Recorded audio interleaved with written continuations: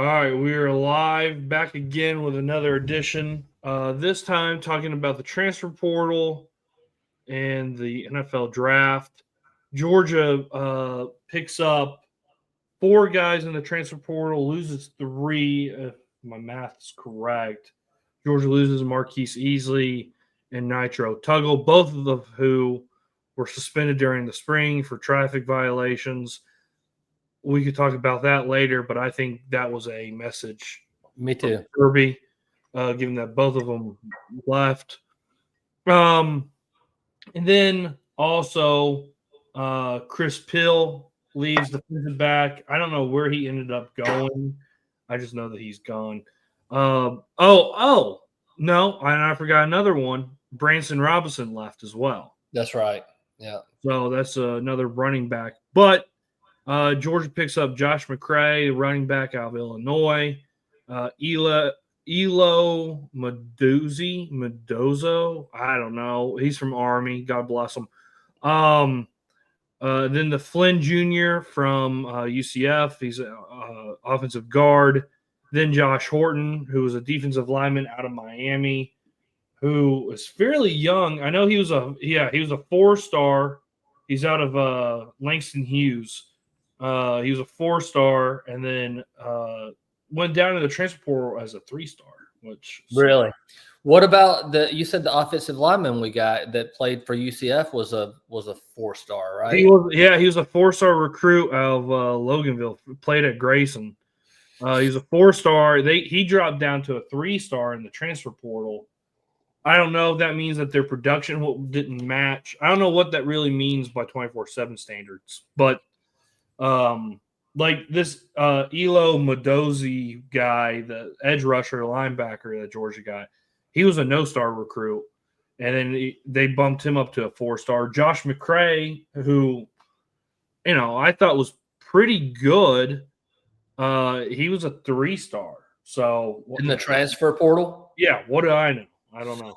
Yeah, I don't know how all the star ratings go, but it's interesting. 2 out of the 4 that I know of that you mentioned, the kid from Loganville and Langston Hughes, that tells me that Georgia probably had a connection, which is what Kirby has reiterated. They're going to look at kids that they know something about or had a relationship with, and they thought were good football players for whatever reason, chose another school. So it kind of fits the mold and frankly, positions of need, right? I think everybody would be D-line, O-line, running back now with Branson out and gone.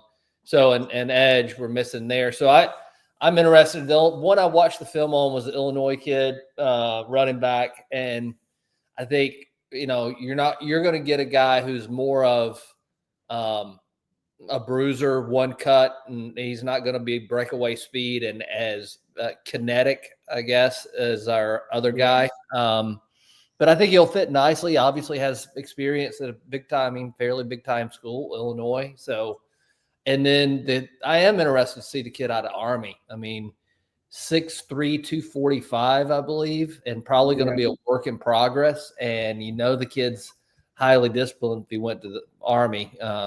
West Point. So I'll be interested to see what we pick up.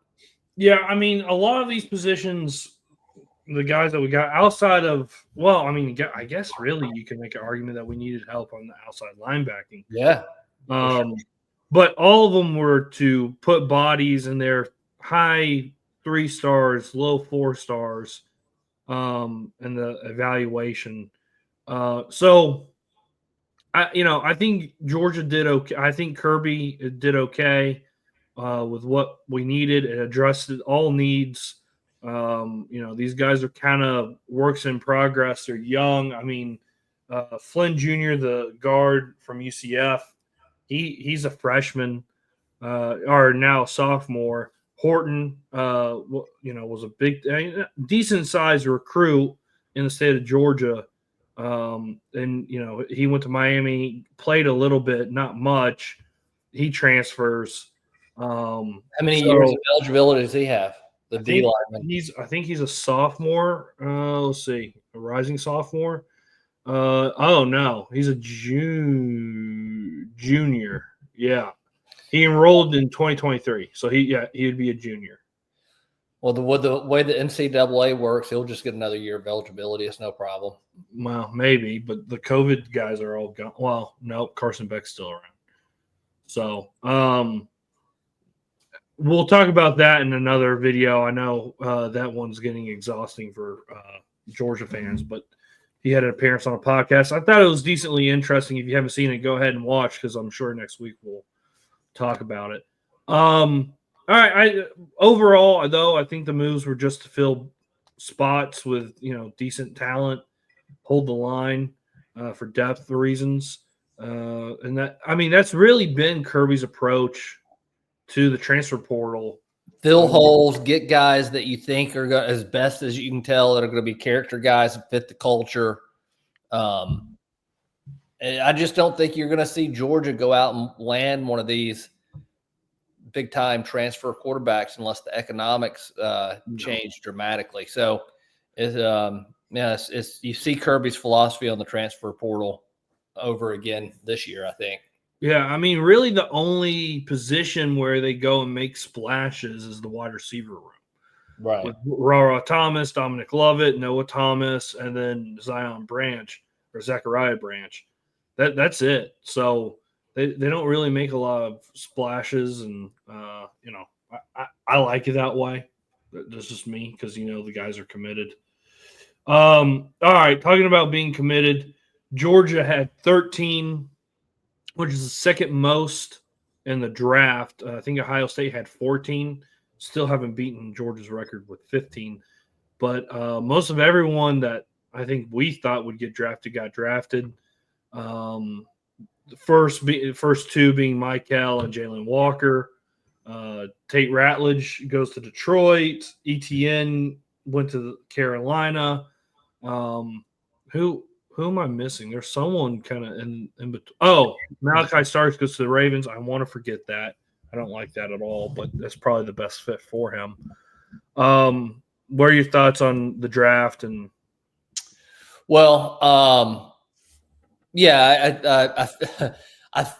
I'm saying this halfway tongue in cheek. I feel bad for Jalen Walker getting drafted. Finally, the Falcons step up and pick the best player available.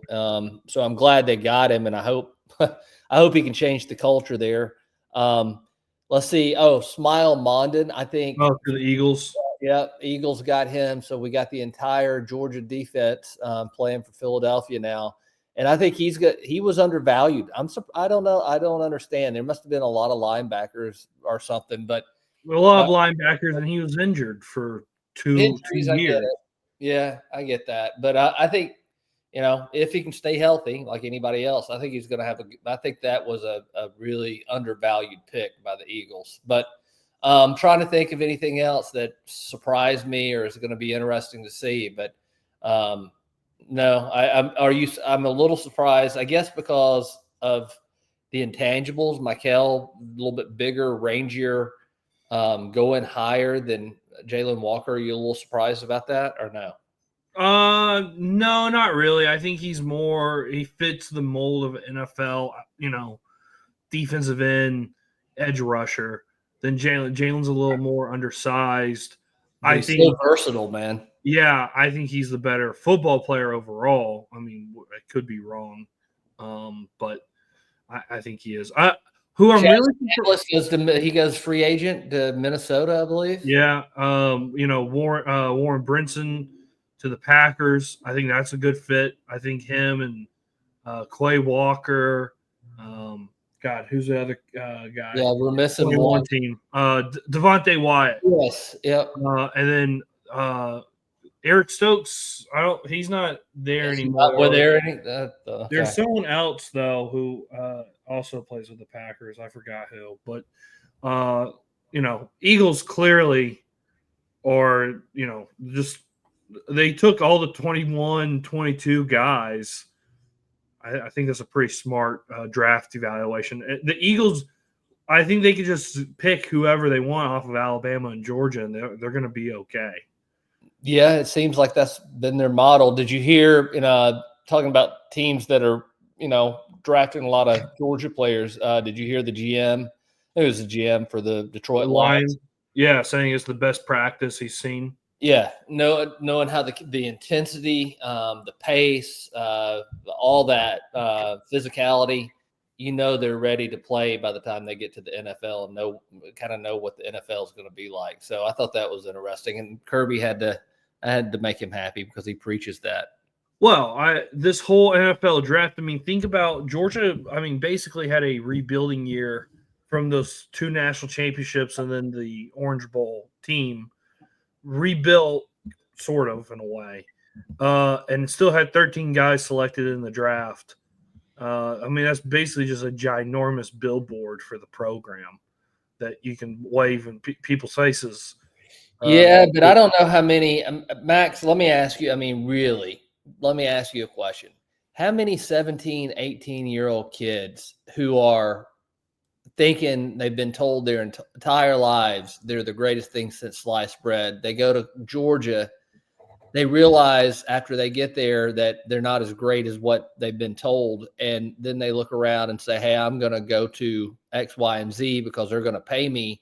How many of them are going to be able to have even the medium-term vision to say, if I just stick this out, be patient, follow the process, 3 years from now, I'm going to be in a much better position than if I jump.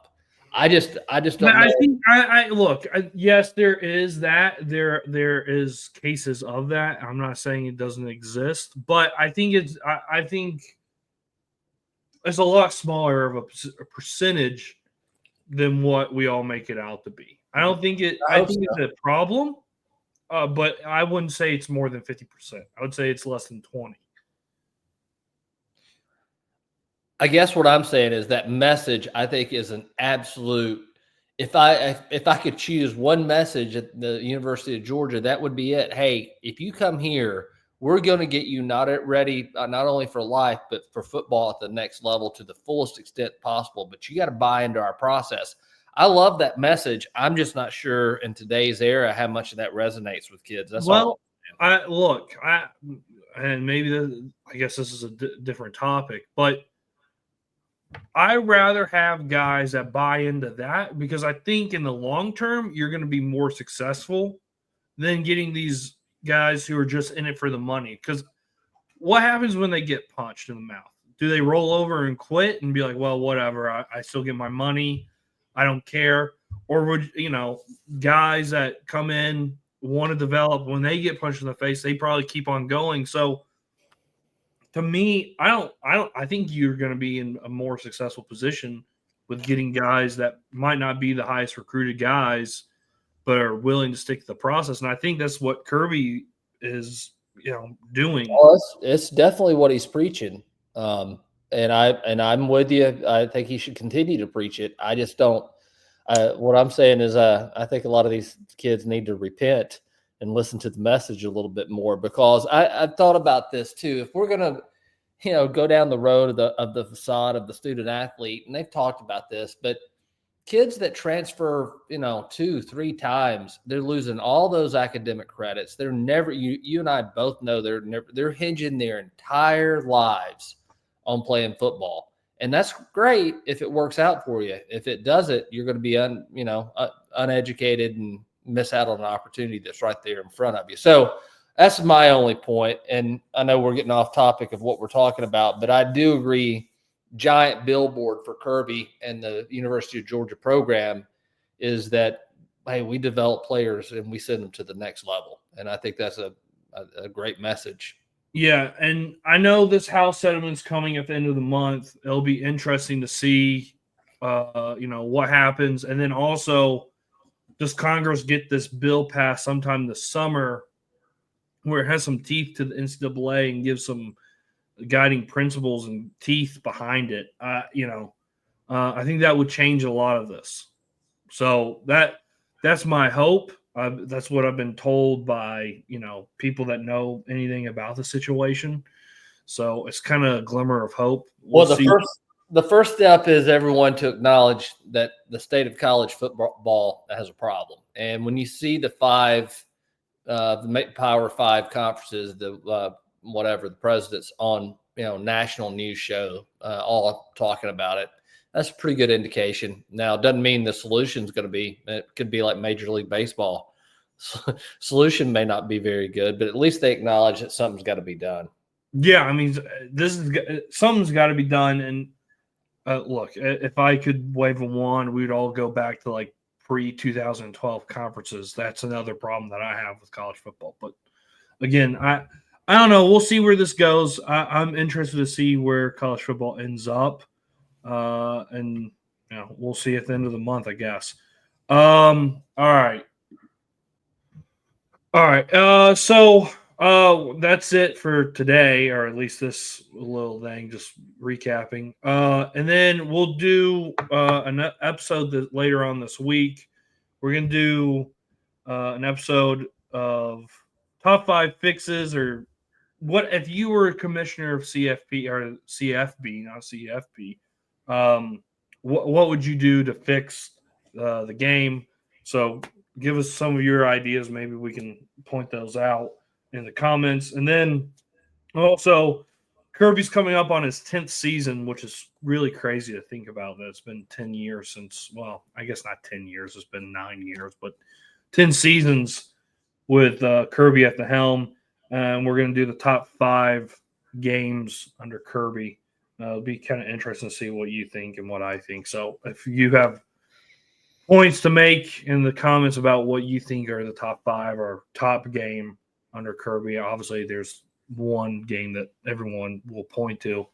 But there's also a few that were building blocks. But anyway, give us some ideas. If you also have some topic ideas that you want us to talk about, shoot them in the comment section. It'll be interesting to see what people have to say. All right. Follow us on Instagram, Twitter, X, and TikTok at Terminus Sports ATL or _ATL. And then give us a like, a follow, comment, and put notifications because we're going to be sporadic over this summer, I guess, because summer is already upon us, spring's over with. So, all right. Anything you want to add before we head out? See you guys next time. All right. See you on the other side.